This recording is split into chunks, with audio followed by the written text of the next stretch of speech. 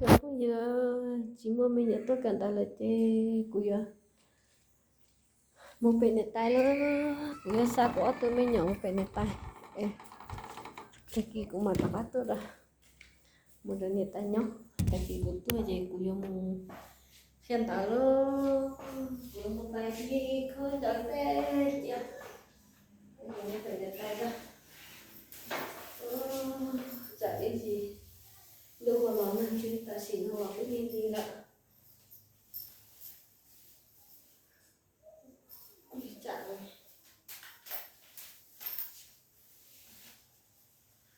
giống đi chặn này giống chia giống khứ rồi mà trong một phương tê sẽ ra chúng mới thật đi xe để chuẩn bị chặn rồi thì không chia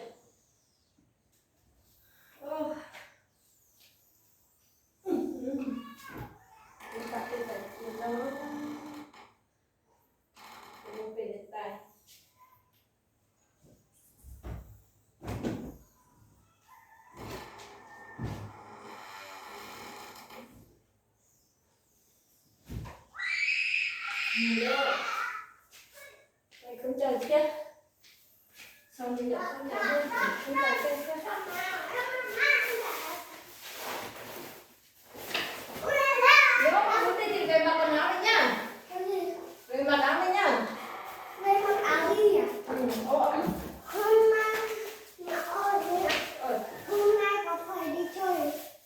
đi trường và đi lên bà ngoại em ơi lên bà ngoại có đường xấu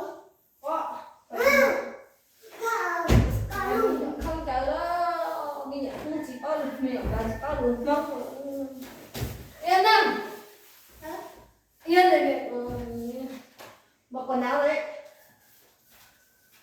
lấy nhẹ nhẹ thôi không có rách đấy nói trước là lên ở trên bà ngoại không có quần áo nhiều đâu nhá nên là lên cũng bằng nghịch nhiều nhá lên thì chơi với anh bà thôi à? Không đi chơi ở với ông bà thôi nhiều vô vít lắm em đâu em ơi Duyên ơi mẹ đang quay à?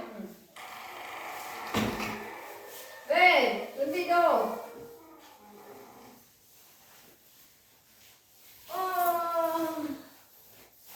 không chờ mình xài nữa có tên mình không chờ này nhưng mà chờ lúc không chờ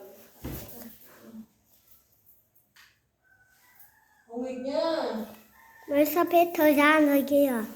đi cứ để cho hết thời gian để mẹ lên không nghịch đây bây giờ không chờ dùng phải nhiệt tài bây giờ chỉ bóc một món chè bây giờ chêm luôn đi qua ống luôn lại xưa không nghịch cái đó bẩn vứt đây Hết thời gian đã. gặp lâu lúc trí nữa mình xài nữa một em thoát cho nhiều tí nữa mình xài ăn tông cầm mọ gì đây? mình xài này mình xài mặc áo đi Mình xài tu mặc áo. mặc áo rồi để mua nhiệt tay đó Mua nhiệt tài đó. Mua nhiệt tài chứ cả nó phải nhiệt tài. mua nhiệt tay phải nó đó nha chỉ cần nó bằng không nhá này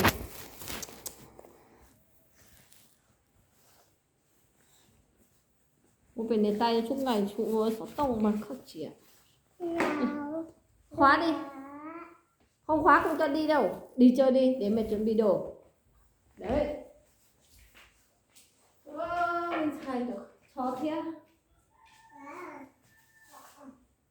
Là mua về nhiệt tài à? mình xài đồ ở lúc cho chứ người ta kia từ nào tới cho các tuần nào mà tôi cả giờ thì mình đó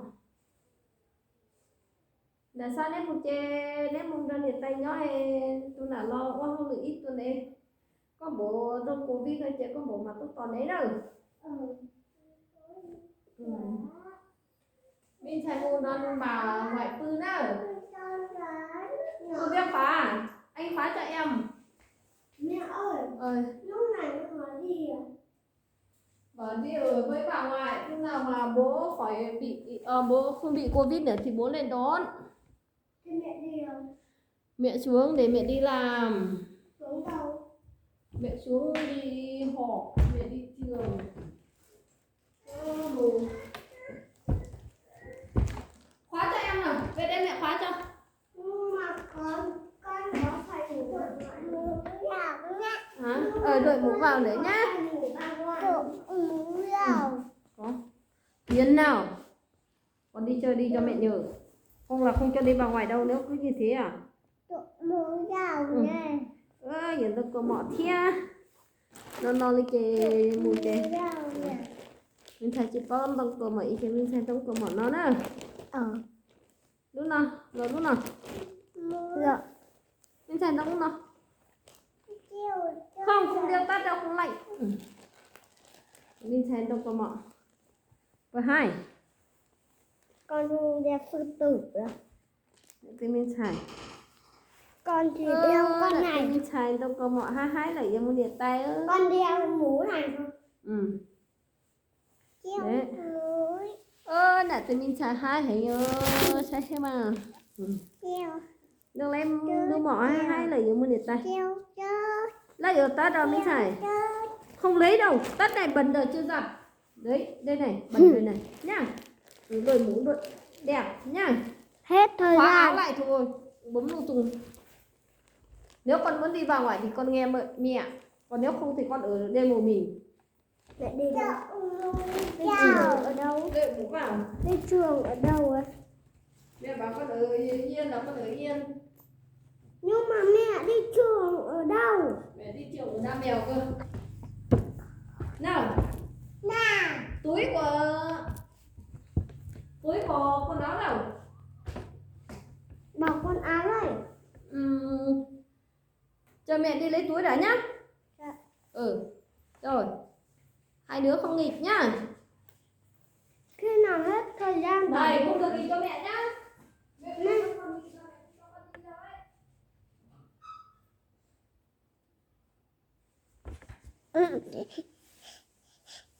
Băng lại mà đi làm cái đó. Băng lại mà đi làm cái đó. Bà ngoại này về thì về.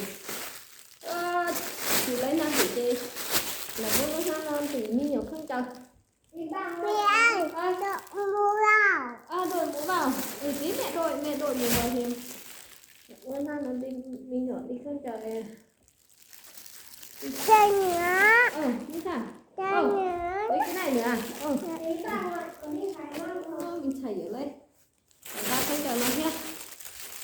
Nhóm ba bụng để cày tí lơ. Bên sao? Đâu có nó hỏi nói nào. Nó đi còn thiết nó đi nào.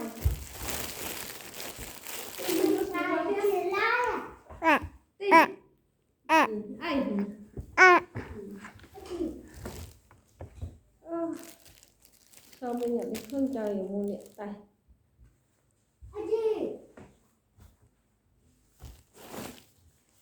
Còn tí nó một thia mình nhận thức khó bố chị một sập bên tay chị.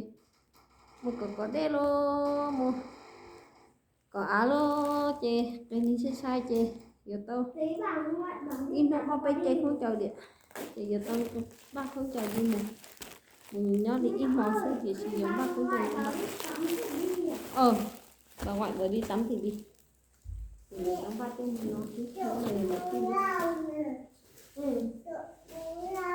một tí mẹ đội mũ mẹ đeo khẩu trang vào. Đang gõ thì nhận không rồi học của đi chơi cũng đi chơi mới ít mua ở trên nó chỉ tay là để chị ta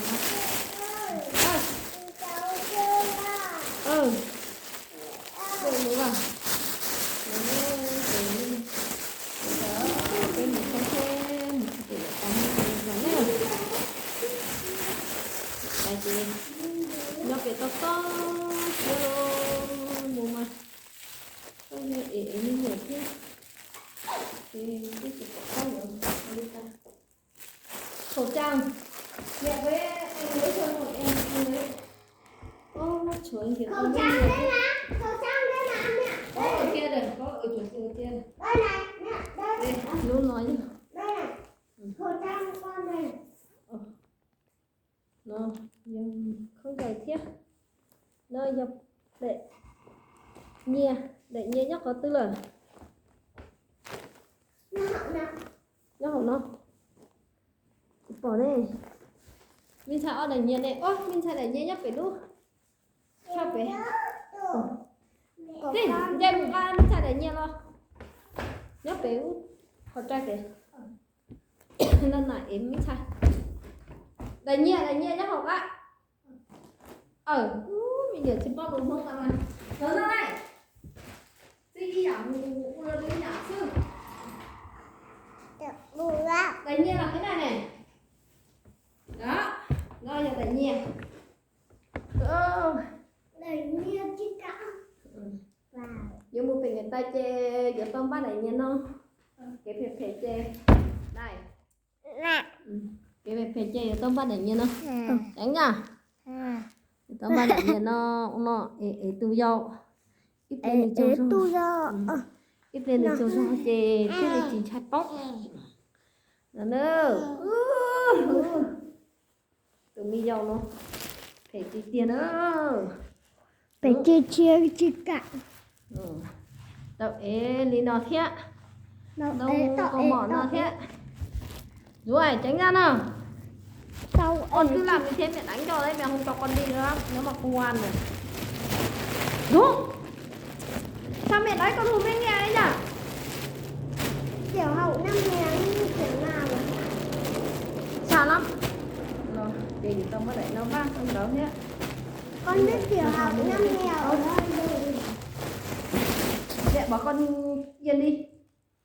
Con không muốn đi thì con ở nhà nhá. Để con show một lần nữa con ở nhà luôn nhá. Con thêm một lần nữa. Bây giờ nó chê rất bò. Biết không? Bon à? Tụi nó chê hụ mình nhột cắt tọ. Cắt tỏ nó phải. Để si mình nhột cắt tọ chê nó chi phát thì ra chi. Tọ ấy đi nào. Tao ế nó. Nó cô mà khi cú. Cô mà khi cú. Chê ở đâu khẩu trang thế? Khẩu trang nữa. Muốn mất khẩu trang đã. Con muốn mất khẩu trang đã. Đâu. Muốn đâu khẩu trang đâu có mỏ tí xì. Rồi. Mất khẩu trang mà ư không? Hiểu không? Đâu khẩu trang. Mình xài chị Tâm đâu? Theo trang. Nào. Ôn à? Chê. Có đầy ở đây nó. Đâu khẩu trang đi, nhiều Covid lắm đấy. Nào, nói một lần thôi. Này, Dũng. Này, không đi nữa. Dũng. Khẩu trang này với khẩu trang kia. Mẹ bảo con không được làm như thế nhá. Cả tỏ nó mà sắp có chi sắp có thể đi phê hay chứ có nụ kia. Hai má phía dồn thế dồn xin tàu vào không? Riêng cắt tóc đầu chọc à. Cắt tóc đầu chọc cái gì à? Cái phê cũng ít tôi thích chơi của cho chị tao nên đồ cái chế một nó em chị nói nó mà sao cả nó như vậy sao phải người ta hiểu tư nó chị của mình tư nó sao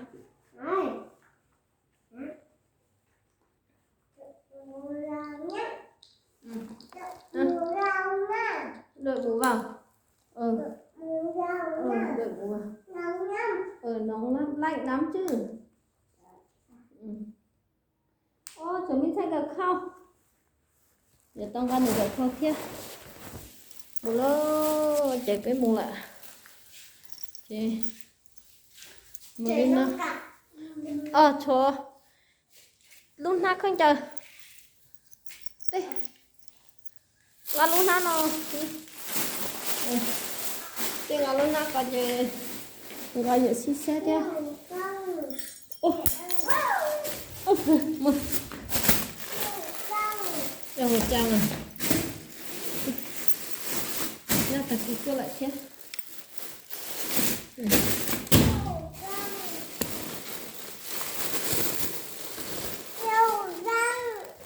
vậy múa rồi không phải điêu đâu. Đây. Đây cờ cờ cờ. Ô, giờ tao khẩu trang tao xì mà. Nữ chế mới ít đi cái nữa không lại. Rồi. Tí mẹ cho. Thư là mẹ không cho đi đó.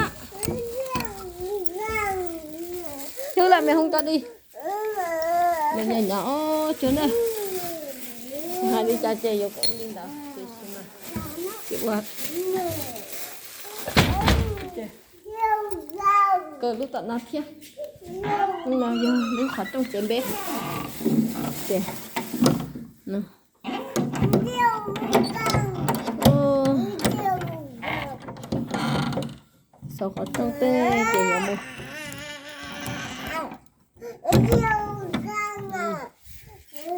Nè, chị giờ. Tận nó chè giống một chất chết trong tận nó nữa. Không nhau nhân tờ cha chê một sao chê ô sao đây làm hà nữa chị đây lọt đồ phải luôn cho xe nó tả nữa đúng ai con vào đây con không thấy cái này à để cho đây lọt sao chê cho xe bụt có lợ nha trường trường trong lọt nha kìa ô tôi chỉ cần cho con mới nhẹ kìa bên đó nơi cho con gì nơi nên nhỏ ấy bên một lần nơi